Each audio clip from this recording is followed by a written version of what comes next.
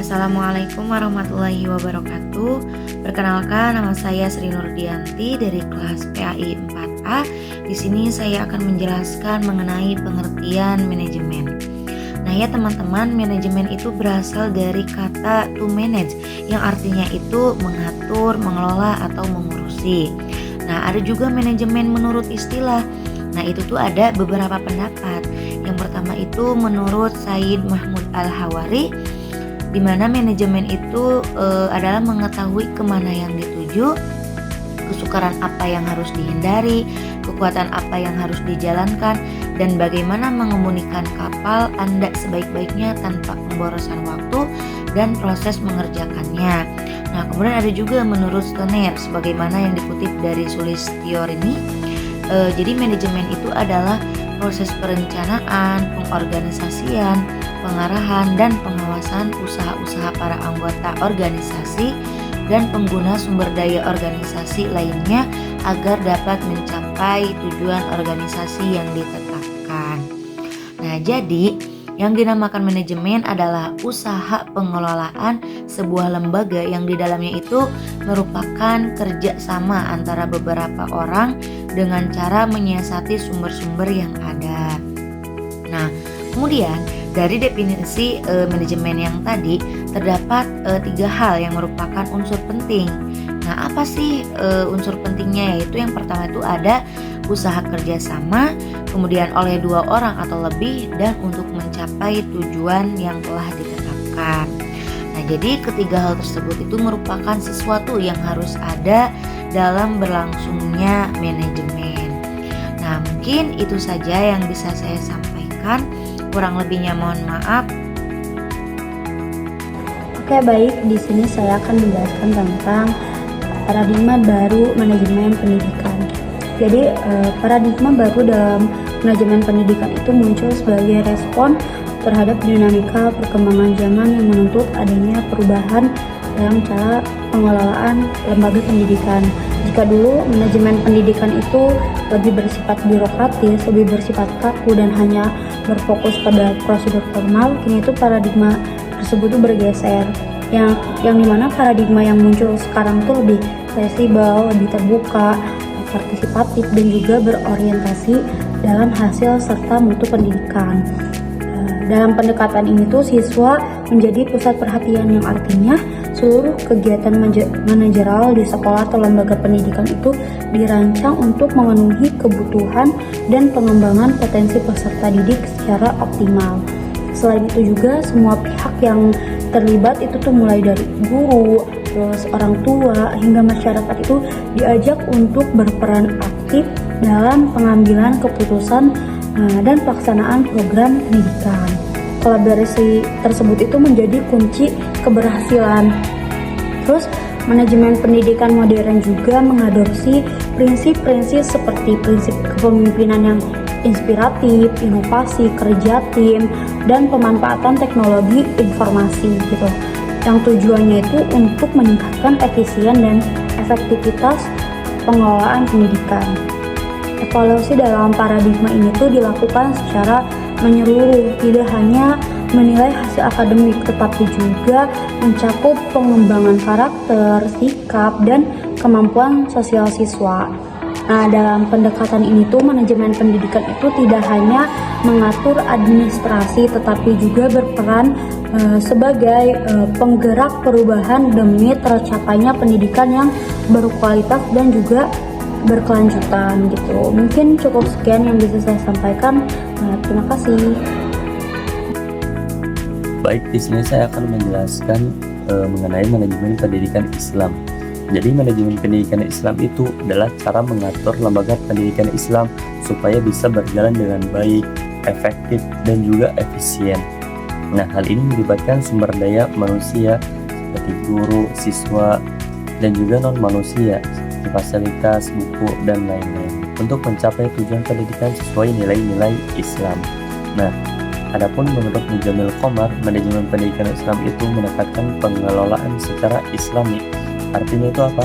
Artinya pengelolaan itu harus berdasarkan prinsip dan juga ajaran Islam untuk mencapai hasil yang optimal. Nah, ada sebuah hadis yang menyebutkan bahwa Allah Subhanahu wa taala itu menyukai pekerjaan yang dilakukan secara tepat, terarah dan juga tuntas. Nah, artinya umat Islam itu harus bekerja dengan cara yang teratur dan juga fokus terutama dalam mengelola lembaga pendidikan Islam. Nah, jika pengelolaan dilakukan dengan baik, maka lembaga akan terus berkembang. Nah, ada indikasi definisi dari Mujamil Qomar. Yang pertama itu ada pengelolaan secara Islami. Jadi lembaga pendidikan Islam itu harus mencerminkan nilai-nilai Islam seperti penghargaan, kejujuran dan juga tanggung jawab. Contohnya penerapan ajaran Al-Quran dan Sunnah dalam proses belajar mengajar. Kemudian yang kedua itu ada berorientasi pada tujuan Islam. Artinya itu lembaga pendidikan Islam harus mendukung terciptanya generasi yang memahami agama Islam baik di sekolah, madrasah maupun perguruan tinggi. Kemudian pendekatan inklusif dan eksklusif. Jadi pengelolaan Islam itu harus fleksibel, artinya bisa diterapkan pada berbagai jenis lembaga pendidikan selama sesuai dengan nilai-nilai Islam. Namun pada saat yang sama ada juga batasan yang menjaga identitas Islam dari pengaruh luar yang tidak sesuai dengan ajaran Islam. Kemudian yang keempat itu dengan cara menyiasati. Menyiasati di sini berarti menggunakan strategi tertentu untuk mencapai tujuan lembaga pendidikan Islam. Perbedaannya dengan administrasi, manajemen itu lebih banyak menggunakan strategi, sedangkan administrasi lebih cenderung bersifat teknis. Nah, dalam praktiknya, strategi ini harus disesuaikan dengan situasi yang dihadapi. Misal, strategi untuk lembaga pendidikan umum mungkin berbeda dengan lembaga pendidikan Islam. Nah, kemudian yang kelima, sumber-sumber belajar dan juga hal-hal yang terkait. Jadi, sumber belajar itu mencakup segala sesuatu yang dapat digunakan untuk mendukung proses belajar mengajar. Nah, ada macam-macam sumber belajar. Ada manusia, itu seperti guru, dosen, siswa, santri mungkin dalam pesantren, kemudian ada pegawai atau pengurus lembaga. Kemudian ada juga bahan, itu seperti buku, perpustakaan atau dokumen pembelajaran. Kemudian ada lingkungan. Nah, lingkungan ini ada masyarakat sekitar yang mendukung proses pembelajaran. Kemudian ada alat. Nah, jadi di sini seperti peralatan seperti komputer atau laboratorium. Kemudian ada aktivitas. Jadi kegiatan itu yang sesuai dengan konteks sosial, budaya, ekonomi atau agama. Kemudian yang keenam itu ada tujuan pendidikan Islam. Nah, semua kegiatan manajemen itu harus diarahkan untuk mencapai tujuan lembaga pendidikan Islam, yaitu apa? Membentuk generasi yang beriman, bertakwa dan juga berilmu. Nah, pentingnya tujuan yang jelas.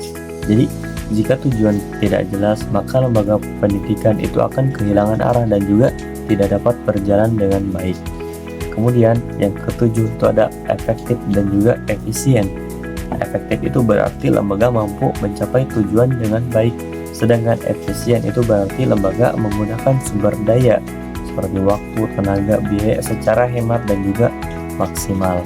Nah, jadi efektif dan efisien itu adalah ukuran keberhasilan manajemen memastikan hasilnya optimal dengan penggunaan sumber daya yang minim. Nah, di sini saya akan menjelaskan operasionalisasi manajemen pendidikan Islam pada institusi. Nah, operasionalisasi manajemen pendidikan Islam itu sendiri merupakan sebuah proses penerapan prinsip-prinsip manajerial atau kepemimpinan yang berlandaskan pada nilai-nilai ajaran Islam dalam aktivitas pengelolaan lembaga pendidikan. Tujuannya itu untuk menciptakan sistem pendidikan yang tidak hanya berorientasi pada hasil akademik, tetapi juga dalam pembentukan karakter, akhlak mulia, dan kesadaran spiritual. Dalam pelaksanaannya, manajemen pendidikan Islam ini dimulai dari proses perencanaan yang berlandaskan pada visi dan misi Islami. Maksudnya itu adalah untuk menjadikan pendidikan sebagai sarana pembinaan manusia seutuhnya, baik secara intelektual maupun spiritual. Visi tersebut diwujudkan melalui program-program yang selaras dengan nilai-nilai serta kebutuhan sosial dan kultural masyarakat. Selanjutnya ada tahap pengorganisasian. Nah, pada tahap ini dilakukan dengan mengedepankan prinsip musyawarah, keadilan, dan pembinaan tanggung jawab sesuai kemampuan dan amanah masing-masing individu. Selanjutnya ada tahap pelaksanaan. Kegiatan pembelajaran dan manajerial dilakukan dengan menjunjung tinggi etika kerja Islam. Guru dan pimpinan lembaga tidak hanya menjadi pengelola tetapi juga menjadi pembina moral yang menanamkan nilai-nilai Islam dalam keseharian siswa, baik secara pelajaran maupun perilaku. Dan selanjutnya ada tahap pengawasan. Nah, dalam pengawasan ini, manajemen pendidikan Islam tidak sekedar bersifat teknis dan administratif, tetapi juga spiritual. Dan terakhir ada tahap evaluasi yang dilakukan secara menyeluruh, mencakup aspek kognitif, afektif, dan psikomotorik dengan pendekatan hisbah, yaitu pengawasan moral dan kesadaran akan tanggung jawab di hadapan Allah. Hal ini menjadikan proses dalam manajemen pendidikan memiliki dimensi ibadah dan integritas yang tinggi. Nah, meskipun demikian, implementasi yang ideal ini sering menghadapi tantangan seperti kurangnya SDM yang memahami konsep manajemen Islami secara mendalam, atau tantangannya itu ada keterbatasan fasilitas. Nah, oleh sebab itu diperlukan penguatan kapasitas manajerial Islami dan pengembangan kurikulum yang terpadu, serta harus adanya kolaborasi antara lembaga pendidikan dan masyarakat untuk memperkuat eksistensi dan kualitas pendidikan. Baik, bismillah teman-teman, di sini saya akan menjelaskan mengenai analisis manajemen yang terkait pada paradigma baru dalam manajemen pendidikan Islam. Nah, tentu perlu kita ketahui bersama teman-teman di mana manajemen pendidikan Islam itu bertujuan dalam mewujudkan sistem pendidikan Islam itu tidak hanya berpacu atau berpatokan pada pencapaian nilai-nilai intelektual, tetapi juga di mana mencapai bertujuan untuk spiritualitas dan moralitas nilai-nilai yang baik. Dan di mana secara ideal di dalam manajemen pendidikan Islam itu di mana manajemen pendidikan Islam itu secara prinsipnya berpegang pada ketauhidan atau ketuhanan, serta juga amanah, rasa tanggung jawab, musyawarah, dan juga pada hal kebaikan. Nah, di dalam hal ini segala proses manajerial itu baik itu dari perencanaan, pelaksanaan, bahkan pada sebuah evaluasi itu merupakan sebagai bentuk pada bagian dari ibadah dan juga sebagai bentuk pada nilai-nilai pada pengabdian kepada Allah Subhanahu wa taala. Nah, di dalam praktik secara idealnya teman-teman, di mana tentu seorang pemimpin itu seharusnya tidak hanya sekedar cakap pada manajerialnya saja, tetapi juga di mana seorang pemimpin itu harus memiliki nilai-nilai spiritual yang baik dan juga tinggi, sehingga dari hal ini di mana seorang pemimpin itu bisa menjadi contoh, bisa menjadi teladan yang baik dalam moral dan kepemimpinannya. Nah, di dalam hal ini keputusan tersebut diambil dari berbagai musyawarah. Dalam pengelolaannya juga di mana harus dilakukan secara transparan dan juga akuntabel.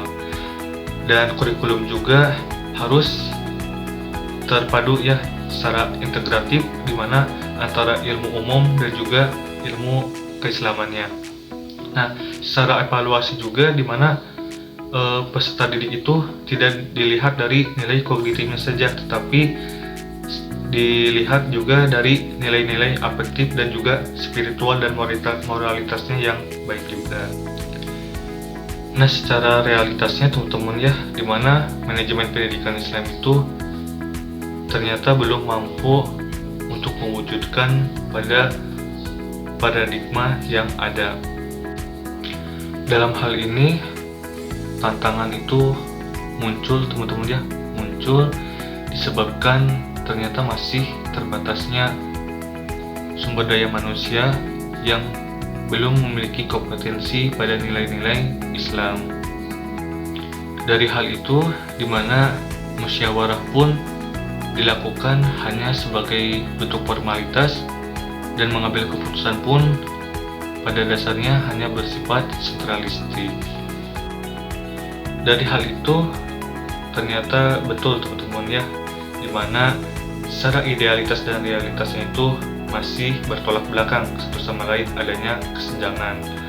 Nah, dari adanya kesenjangan tersebut tentu perlunya adanya upaya yang tentu harus serius dalam meningkatkan sumber daya manusia yang berkualitas dan juga kuantitas yang baik, serta membangun kepemimpinan yang baik secara memiliki nilai-nilai Islam dan juga spiritualitas dan moralitas yang baik dan juga profesional, sehingga dari langkah-langkah ini bisa mewujudkan manajemen pendidikan Islam itu berkualitas dan juga memiliki nilai-nilai yang ilahiyah. Baik teman-teman ya, mungkin itu saja yang bisa saya sampaikan. Terima kasih atas perhatiannya.